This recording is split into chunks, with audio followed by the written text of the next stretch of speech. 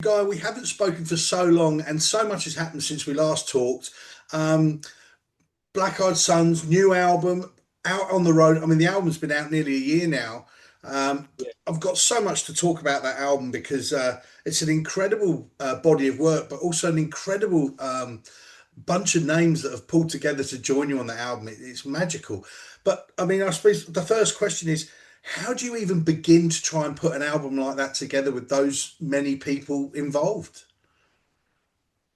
Yeah, it's funny you should ask that because I was thinking, I've been thinking about that a lot recently. I've done a couple of other sort of interviews and I haven't really thought too much about it. But now looking back on the album and with a little bit of hindsight, like a year, like you say, it's almost a year. Um, yeah, it's pretty amazing we were able to do it, really. But at the time, it wasn't like any big plan. It just kind of sort of turned into that. It morphed into that sort of thing. Once we did we had a couple of guests on there, and that sort of sparked the thing like, oh, actually, what about this track here? That'd sound really cool with so and so on it, or so, and and um and I never really asked anybody for any favors ever really. But I just thought it'd be really cool to have like, yeah, say like Scotty Hill on it. I literally just saw an interview with him where he says, "Yeah, I love playing slide," because he was playing slide guitar on an Instagram post or something, and people were commenting on how amazing his slide was, and he says, "Yeah, I love playing slide, but don't get the chance very often." So I was like, "Ding, okay, hello." Do you want to play some slide? And the carrot was that we would had to have Angry Anderson on it as well, because I knew he was a big Rose Tattoo fan, which a lot of people are sort of generation music rock musicians are. And so he was on it, and then it didn't happen with Angry Anderson for the album in time for various reasons, and then it eventually did happen, which was the icing on the cake. But yeah, it was nice to just have all these people on the record. But to do another one, I don't, we've done it once. I think if it happens naturally and we get a couple of guests here and there in the future, that'd be cool. But that was a one-off. I think it was a good way to introduce a new name as well. Get some attention to it. Yeah, and of course the name thing, we've spoken many a time, sort of off the record over Messenger and things about what happened in the past, and then suddenly this name came out, and it did seem as a fan the right time as well, which was wonderful. And to have so many people like Ryan Roxy and Chip and all these people that have probably been part of your musical journey over the years to jump on board must have made that a bit more special. Yeah, it was nice that in the music sort of community, people don't take sides, and why should they? They know both parties. It's like when someone gets divorced, you have to fall out with one of them. I don't know. So it was nice to just have people who, without taking sides, sympathise with our situation, because I mean, Scotty Hill, Skid Row people have been through.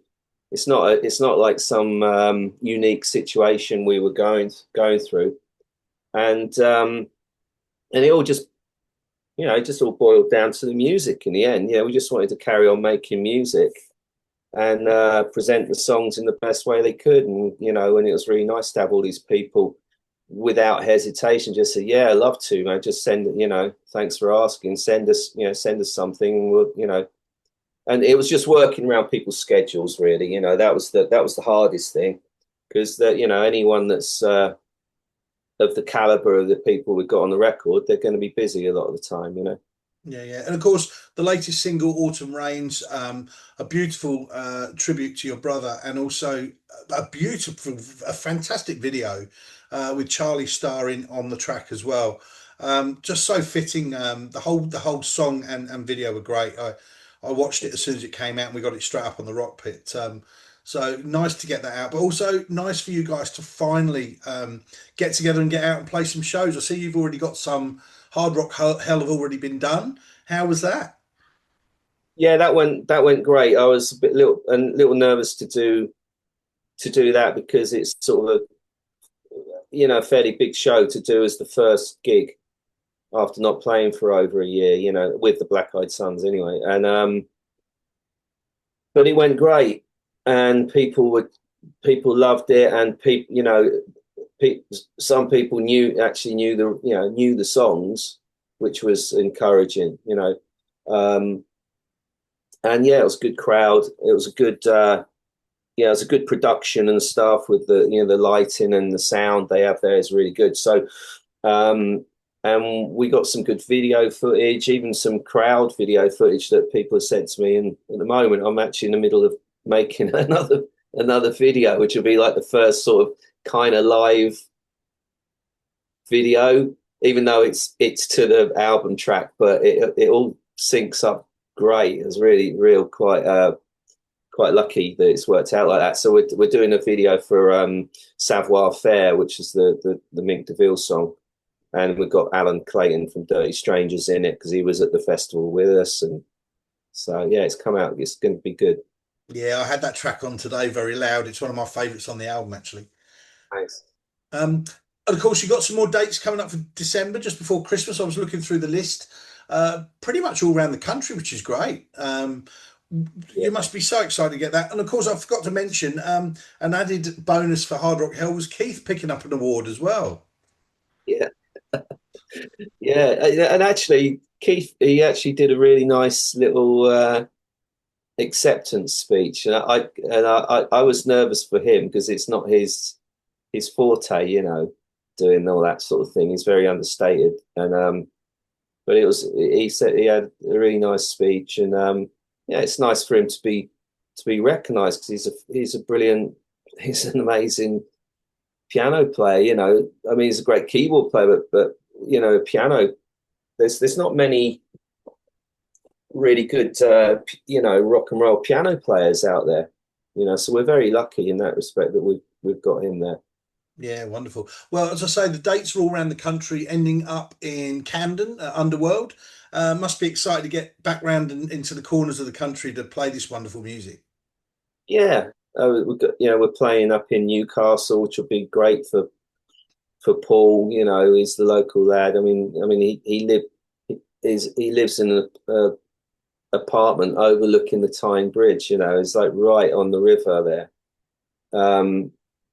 And he'll have a few friends coming down, but obviously we've got a long history in Newcastle anyway, and then we've got Bradford, we've got Bilston, Llandudno, which I'm looking forward to. I'm really I'm actually sort of quite curious about that one. That I've never played there before. And then we've got the Camden Underworld, which is got great history, and it's a proper rock and roll venue. So we're looking for that's the last show, so that'll be great. Saturday night in Camden, be great. 20th of December. Fantastic. So, what are the plans for 2026 for the band? It must be obviously the writing side of things. You've just said it's not going to possibly go down the same route as the last time with as many guest singers. How do you even begin to start again, Griff, with your writing? Is it something that you find quite easy to do? Well, what seems to happen is I'm lucky that I go through periods where I write I never finish songs, but I always have the I don't know, the bare bones of a song. I'll have all the parts. I just don't get around to finishing a whole demo a lot of the time because my lack of technical skill or whatever. But so I'll usually have like the intro, the verse, the chorus, and all that, and then it's just it's a matter of putting an arrangement together. But we've got quite a lot of stuff that I purposely haven't listened to for probably over a year, and I'm going to go back to it and listen. I've got a few bits and pieces that I've been working on recently, but I think there's going to be a lot of stuff there because with this last album, there was a few things on there that were ideas that I'd had for a couple of years or something, but they didn't have any home. They didn't have anywhere to go. They weren't they wouldn't have suited. A couple of the songs probably wouldn't have suited the old band. So once it wasn't the old band and it was a new, and it could actually sort of be seen as for its own merits as a brand new thing. Outside of that, we had songs like, say, So Glorious, that we did with Dan Reed. That would have never been on a Choirboys album, I don't think. And it's one of my favorite songs on the album. So, there's a lot more possibilities now, because it doesn't have that sort of that trademark thing that people want from you. We had a bit of that, with Fooling Yourself and songs like that, Savoir Faire maybe, but then we had other stuff. So it's nice to be able to branch out and go into some of the other influences that we have, or I have as well. Yeah, I remember we've spoken in the past about the pressures there were with the Choirboys with the releasing an album, then touring, releasing an album. It was the kind of way it funded itself in a way. But have you got that pressure with you with this project? No, not at all. It's I like it. I like the thing of being able to put the music in the place where it needs to be now at this point in my life. I don't need to, or I don't particularly want to be on that sort of merry-go-round anymore. I don't want to be it's not like it's different if you're in a bigger act and and you've got a bit more of the luxuries and stuff. But if I'm in my 50s, I don't want to be traipsing around in a van all chasing my tail. It's very unpredictable.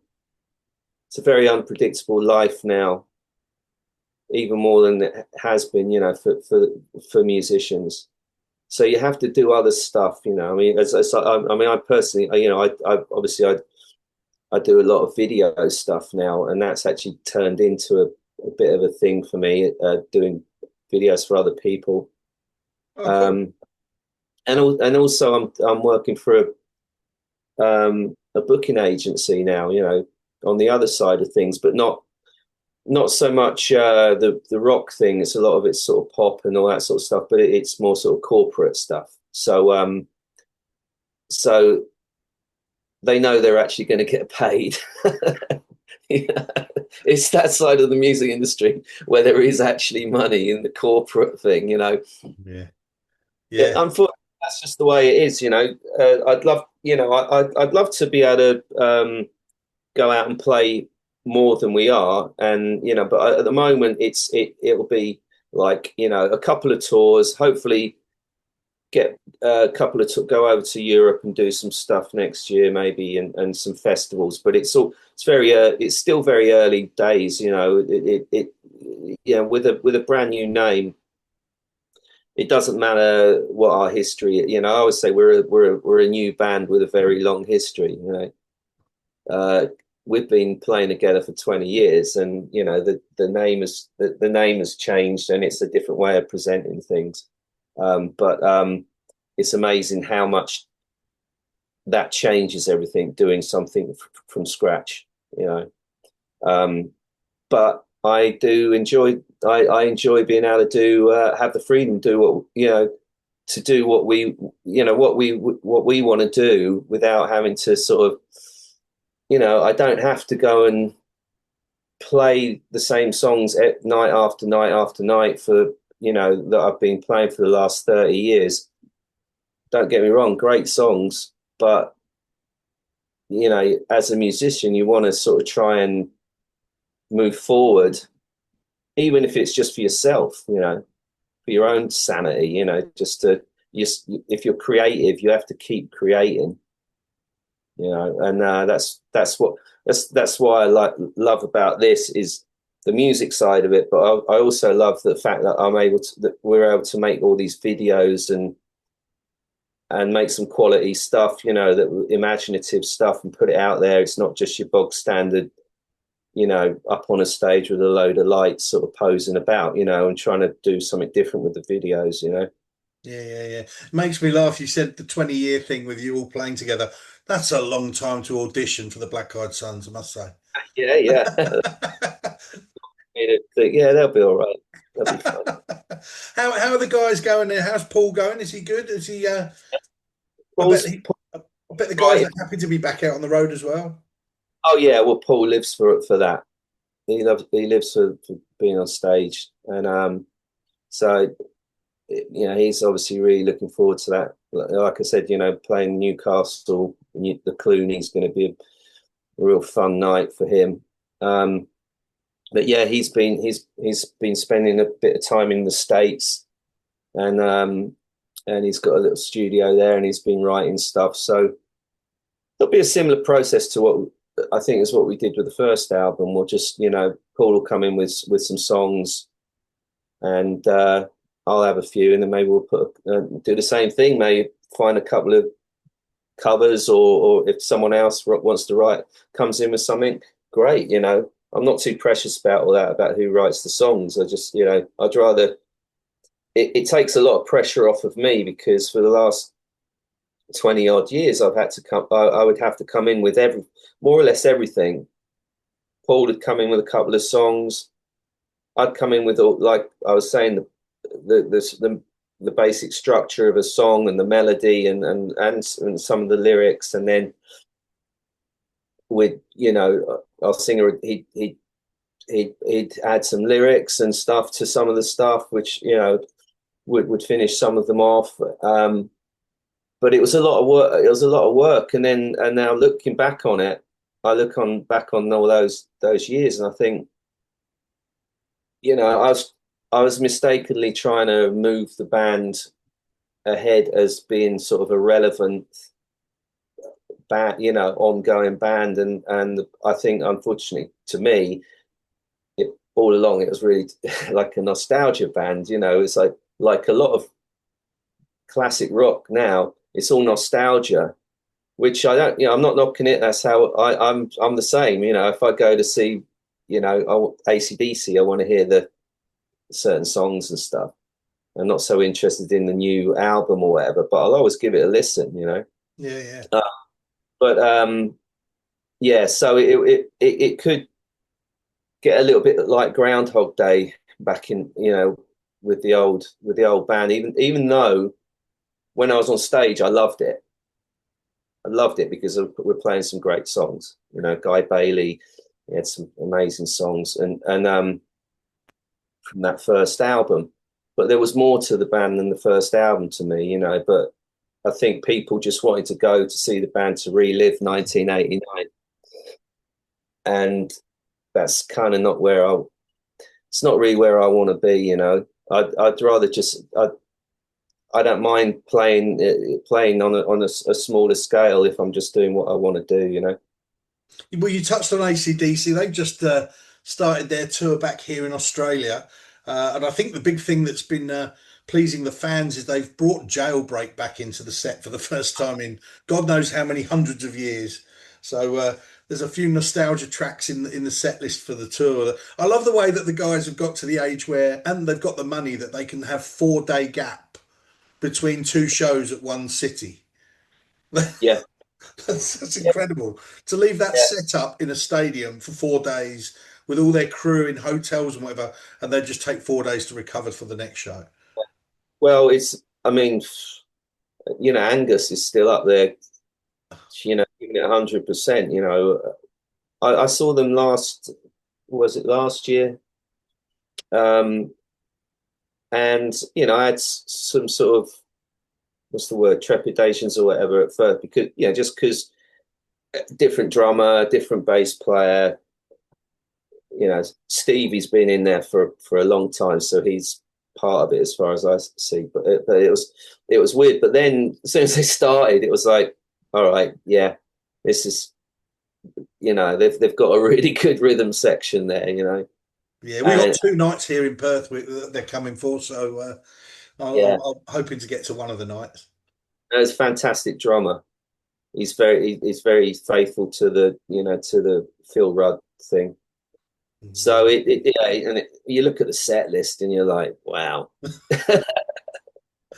Yeah, there's nothing to get bored. There's not one on that you look at the set list and there you go, where am I going to go to the bar? Because I just don't want to leave the stadium.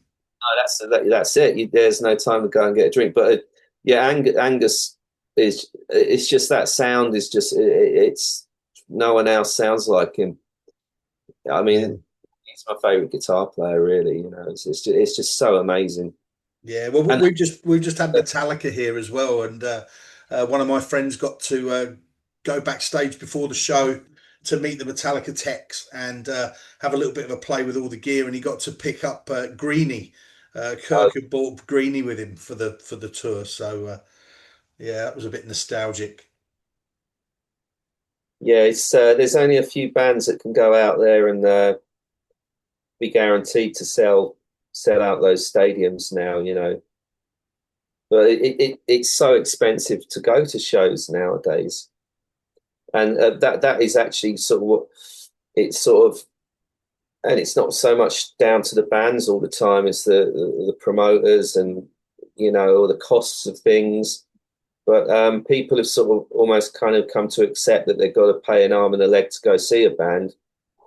But the problem is you've got all the other stuff on top, so you've got to you get buying 2 tickets, and you go for you got to get there. You go for something to eat. You might stay in a hotel.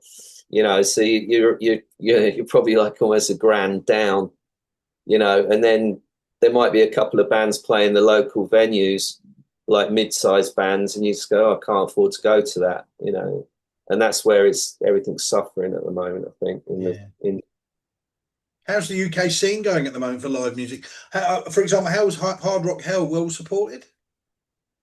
Yeah, well, Hard Rock Hell's a bit of an exception to the rule because it's almost like they have.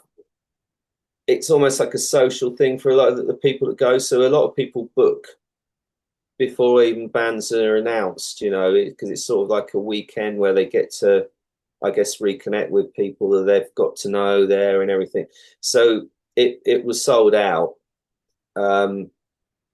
So that that seems to be doing. He seems to be doing well with those festivals still. But as far as like the big, the mid-sized festivals and stuff, a lot of them seem to be just not happening, or getting cancelled and stuff. And a lot of the a lot of venues closing down. It's not. It's as bad. It's probably about as bad as it's ever been, to be honest. And I think it's just maybe a transitional period until people figure out a new way of doing things. I mean, things with the rock and roll thing, with the especially the classic, what they call it, classic rock. I guess it doesn't seem like there's like a younger audience, much of a younger audience coming into it. There's younger bands. You get these younger bands and they're playing. I wonder what it's like for them because they're playing to like 60-year-old people. When I started off, I was playing to people my own age. When the Cowboys first were out, the first album, I was 20 years old, and I was playing to people that age. And now that those people have all come along with that scene, but they're not going to, they're not going to as many gigs. I don't know I don't go to as many gigs as I hardly go to any gigs. So I can't sort of say you should be going to gigs because, I'm the same. It's like, it's just, it's kind of like an age thing. Do you want to go out on you've got to really entice people out on on a Tuesday, on a winter's night, on a Tuesday evening or something, in the UK. Yeah, yeah. So yeah, it's just it's there's different ways of doing things now. Some people have realised that. I've seen some musicians that are doing like just acoustic stuff, and they even do like house gigs. You know, a few years ago, everyone would sort of turn their nose up at that, but it actually makes sense. You get a bunch of friends together, they pay 100 quid each or whatever, or 50 quid each, and you have one of your favorite artists come to your house and play an acoustic gig. Yeah. Thinking You know? outside the box, isn't it? I mean, the band that are making a little bit of a ripple from Perth is the Southern River Band. They've been over and played a few shows over in. They played the 100 Club. They've played Download this year again. You'd probably love them. They've got that AC/DC vibe, which is great. I haven't seen them live, but I've seen clips. Yeah, it's proper sort of like rock and roll stuff, you know. Yeah, it's Yeah, fantastic. Well, Griff, before I let you go and I lose you, I've got to ask, and I always love to ask this. Any news on the down and outs? Anything else after that fantastic album? well, no great exclusives. There's always like, I mean, there's always the intention to do something with it at some point. And I was actually in contact with Joe last week because we have been we cheekily decided to put an original Down and Out song into the set that we never got to play with the Down and Outs. We've been playing with Black Eyed Sons. We've been playing This Is How We Roll, and I was a bit nervous to send it to him, but it sounded great. It's just I was screwing up all the lyrics, you know. But you know, but I said, excuse the lyrics. I was just sort of like Moon Spoon June or whatever's coming to my head. But yeah, we're doing that, and we're doing Rock and Roll Queen, which we used to do with you know, with the Down and Outs, and yeah, hopefully something will happen with that. It's just, you know, Def Leppard. I mean, it's like a juggernaut, you know, and you know, while it's that big, there's not a lot of room, yeah, because it takes a lot of work to get the Down and Outs thing back together, you know, and rehearsals and all that sort of stuff. But it'll be great if we can, because we've got a whole load of material we can play now. Yeah, wonderful. Well, that last album was amazing. All the albums have been great, and we're looking forward to seeing what 2026 has got in store for Black Eyed Sons. I'm so glad with the name change and the way the album's been received, and the fact that you're back out on the road playing these songs live. Thanks, mate. Thank you. Griff, it's always a pleasure to talk to you. We haven't caught up for ages. We'll make sure it's sooner next time. Yeah. But we wish you and all the guys well. We'll make sure. I think we've got some reviewers around in those cities, so we'll try and get a review out to one of the shows and a Uh, photographer so we can get it up on the Rock Pit. yeah, that'd be great. That's awesome. Well, thanks so much for your time, mate, and we'll catch up very soon. Always good to talk to you, Sean. Cheers, Griff. Good night.